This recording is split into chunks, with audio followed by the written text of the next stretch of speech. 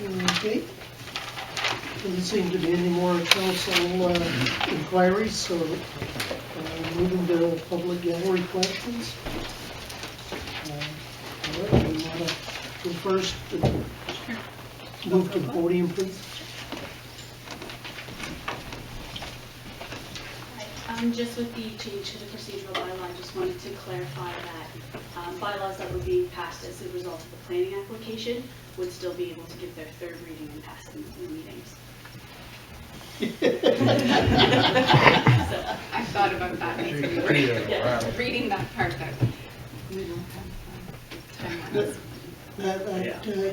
As it gets typed, it may find a way in. As one of those things that, because of timelines and that, just to get it done in a timely manner. right, and each planning application does have their own set circulation period as for the Planning Act, so they are out for circulation for the necessary agencies as well. Yeah. Steve?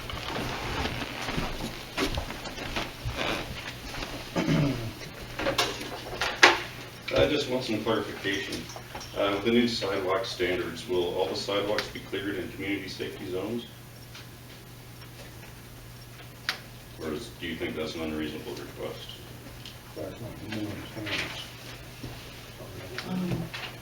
Whatever set out in our bylaws, there are the sidewalks. The map that was included in the agenda package, I could not. No, I know. You know what? It was missed in the agenda package. That's why they have them on their. Is it the same, going to do the exact same amount of sidewalks you did before with the same frequency? That's correct. Yes, it'd be nice. And for the procedural guideline bylaw there, will public gallery questions be allowed? Has that been eliminated? According to what's been passed now, it has been eliminated. So, And you plan on recording closed meetings as soon as it's feasible? The public's not allowed to record the meetings, but they can download it on YouTube anyway and do what they want with it. What difference? Why would you bother trying to restrict different versions? Especially when you admit you have issues with your audio. And video has crapped out a few times during the broadcast. Well, the thing of it is, there is equipment there. You move furniture when you move in all the time. We would like the guest table for sign in to the meeting to stay at the door. So if I set up somewhere else, it won't be an issue? We don't see that there is any need for other recordings than what will be online, as long as we provide good enough quality audio. I don't think the video is all that bad, but we have had problems with audio. We are trying new equipment right now. If it's not good enough, we will look for better. If you have faulty equipment, do you think it'd be prudent to have a second or backup recording of it? Very few things have the secondary backup. I think you answered my question, sir. I think just cut and paste here. Richard? There's lots of room for So my question is that after you just amended the bylaw, should we resubmit the paperwork that we did previous, that we were shut down and not allowed to speak to council about? It was the manner that you were shut down. I'm not even talking about that. I put in several requests and I've been denied on every one. So what I'm asking is, should I resubmit these? I'm willing to do a job here, so I'm asking totally respectfully. I aim to have these issues dealt with, and council seems to be ignoring it. Are they council questions? The last one was bypass, or the bylaw that you just passed, which is a breach of civil rights, and I am taking it to court. Now, I asked for that to be put on the agenda, and it was denied. Sure. So I believe you requested that to the clerk, and she provided you with the process in which you would apply to the Superior Court to have a bylaw quashed. So it's actually through the Superior Court, it's not. And as I've already done so this morning, I've already been in contact with them. We will be putting in an application. I would have hoped we could have dealt with it within council, besides taking it to court, just simply to free us of our own rights that we're deserving of. Your law is not ethical. It's a breach of civil rights. And I seriously asked council to reconsider it, and I will take it to court. We're only starting here. I'm opening up we'll call it a wing independent council. It's going to be outside of this door. That even though the Reeve and all the councillor people can be more than welcome to join, we're going to have it outside these doors because we're not getting anything done inside these doors. I think I've said enough. Okay. I don't know your name, That's but all right, you probably don't want to. I have many names. I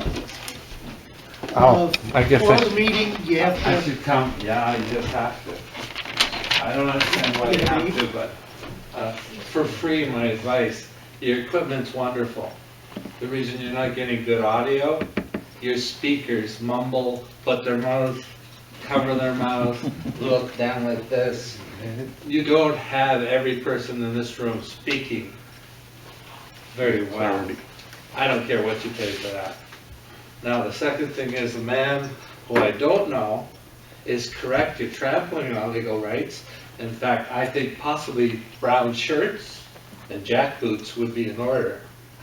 I did not come to this country to hear this kind of crap.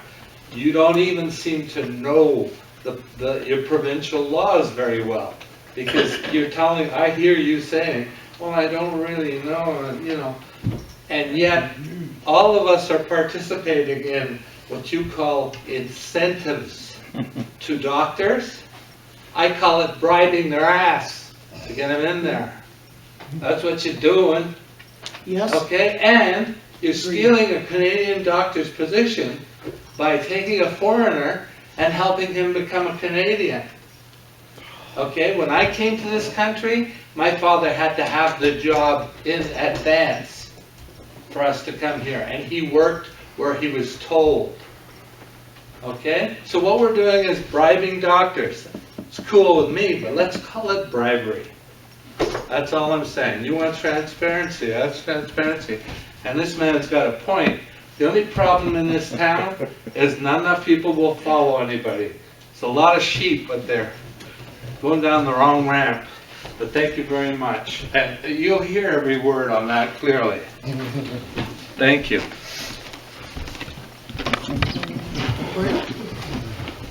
Do you want me to walk up there? Okay. You got to. Yeah, you gotta.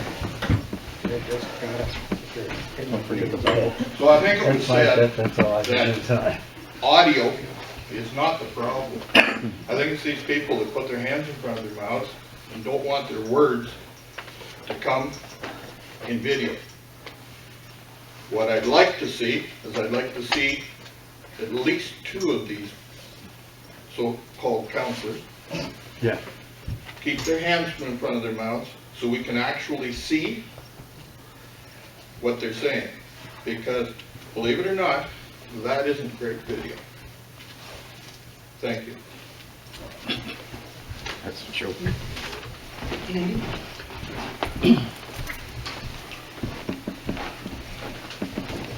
Thank you, Reeve Neal, council members.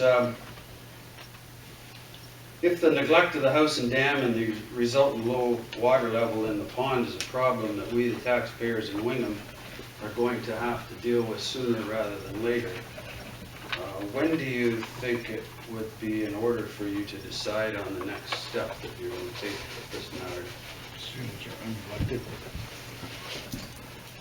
Probably at the next council meeting, there will be some direction taken.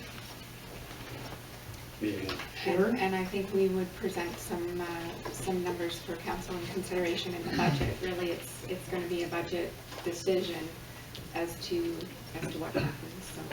I would expect there'd be further presentations at budget time. So the answer was in 2 weeks or some other time? Well, I think you're gonna have to approve the actions in the 2016 budget. Some other time. And that in our moving into the budget discussions, that will be one of the things, and probably one of the major things that we're looking at. So I expect it would be in one of our first budget meetings. Our Director of Finance has just returned back from holidays, but we do have a budget schedule here that I wanted to make council aware of. So we've got February 8th, 10th, and 17th. We still need to determine among those final 2 dates when the presentation would be, but I can advise the committee what date that would be scheduled. Good, thank you. If Councillor Seip and Councillor Campbell would like our help with things, raising money or obtaining information, you could make us a committee of the council. Because we certainly are not a self-interest group. The house and dam and pond is a municipal issue. It affects our park system. It's a historical issue. It's a critical piece of municipal infrastructure that's existed for 100 years. So if you'd like our help doing something with it, investigating an EA, investigating funding, we'd be glad to assist you if you'd like. If a delay results in deciding what to do with the dam, would we be missing this federal infrastructure money that's coming down the tube we've all heard about? Because we do have some money to match that, right? Do you have any idea when that federal and or provincial infrastructure money is going to be available? Again, council would have to consider what their priorities were for a funding application. So typically, the Director of Finance would bring that forward with some recommendations as to what the priority would be for the application. So that's the typical procedure that we use when a funding program becomes available. So again, you let us know when you have some information about that. We would be presenting that to council in the open meeting. Your report was very good, Madam CAO. We thank you for it. However, did we miss anything in there about the potential for power generation and revenue recovery?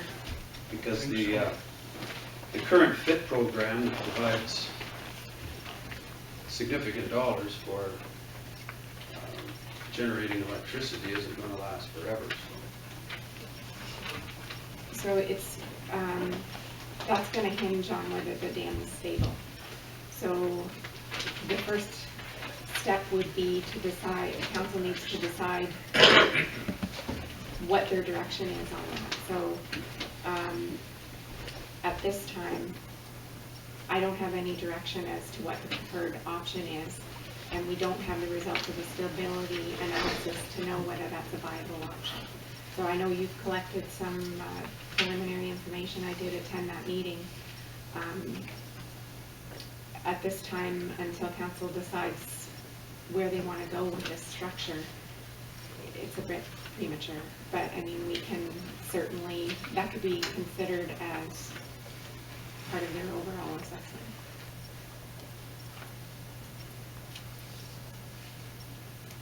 And I do think, as well as Deputy Reeve Campbell noted, the bridge structure is another unknown. So the stability analysis will have to address what would happen if that bridge structure has to come off of the dam, and how does that impact stability. So there are still a lot of unknowns that would have to be investigated. So we need to get moving on it. And I believe my last question, Reeve Neal, in the report you considered, it mentioned that the dam and pond have not been designated as part of the tourism assets of the community. I guess the question is why? Nobody comes here for tourism. Were they even considered? Yes. I can guarantee you Well, they don't. It's been a number of years I'm since from out of town. they were referred to as tourism draws in my recollection, so that rightly or wrongly, maybe we missed it, but it just doesn't seem to appear in the last, I'll say 15 years of being looked at as a tourism draw.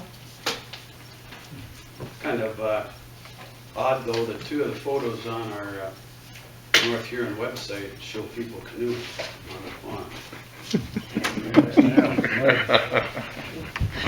They sank. They do.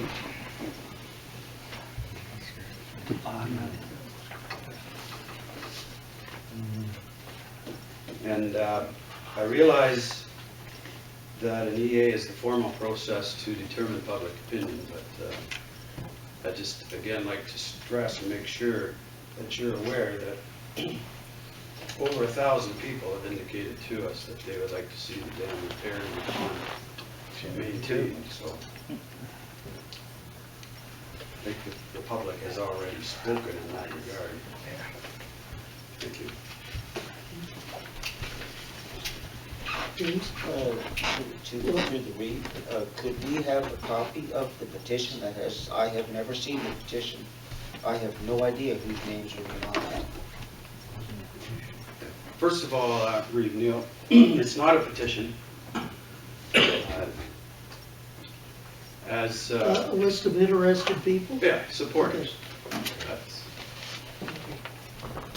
So where could it we is, have and a yes, copy of that? I believe we can provide that.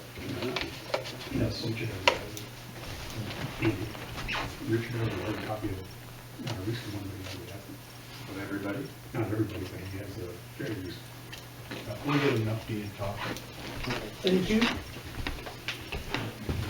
Denny? I have a couple of questions here. As far as the new procedural bylaw is concerned, what's the threshold for deferring an issue that's being discussed? Example of which is this evening, town halls were talked about annually. However, when it was last discussed by council, it was talked about quarterly. So somewhere between last meeting and this meeting, it's gone from 4 times a year to once a year, and no one had any idea that change had happened. And so they are not able to discuss it now because the bylaw's already been passed. So what's the threshold for that change that will cause a deferral to allow people to comment on that?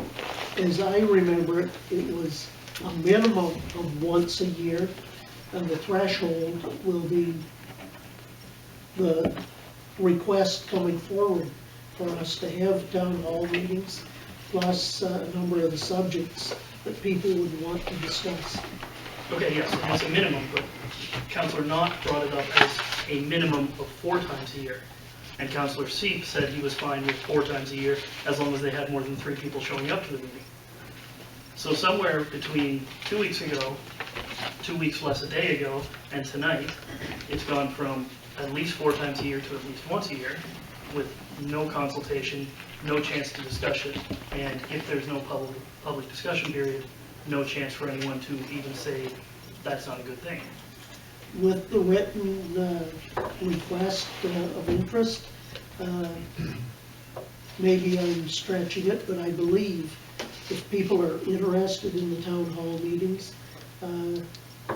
request it, and as the numbers add up, I think we would definitely respond to that.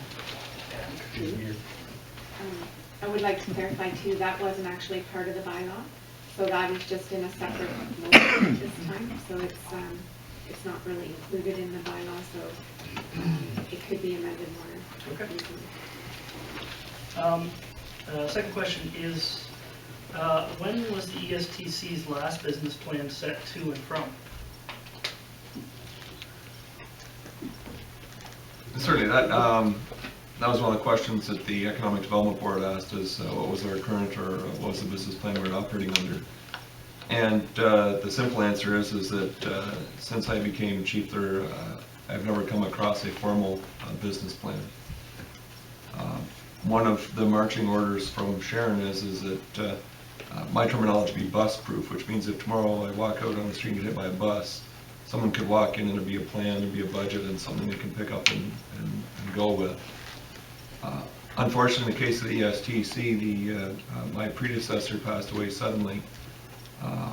The ESTC building, which was the impetus for a lot of the changes in how things operate, was initiated under CIO Snell, followed by CIO Long. I had substantial conversations with our interim CIO about the desire for a formal business plan. And at the end of the day, I'm here tonight because I don't want to fly without one. The nature of the STC, the opportunities of the STC they're fantastic. But the STC is not a typical municipal service, not a typical municipal thing to have. And not only do I want something that's bus proof, so if I get hit by a bus it gets picked up, but secondly, I want to make sure, I don't want that to happen, but secondly, I don't want to see opportunities missed, dropped, or mishandled and not see their full potential by virtue of not having a bona fide plan and structure in place. And we've got a lot of stuff we're working on, and I just want to make sure that we have the plan that backs that all up. Follow-up question. Was there anything pen to paper in the strategic plan that was developed several years ago about the STC or? Generic references, but nothing specific. I think the bottom line is that DSTC needs to have a business plan. Maybe should have had in the past, and I certainly won't judge previous administration or leadership decisions on this. But for me, I want one going forward because it's just the way I feel comfortable in the way I operate.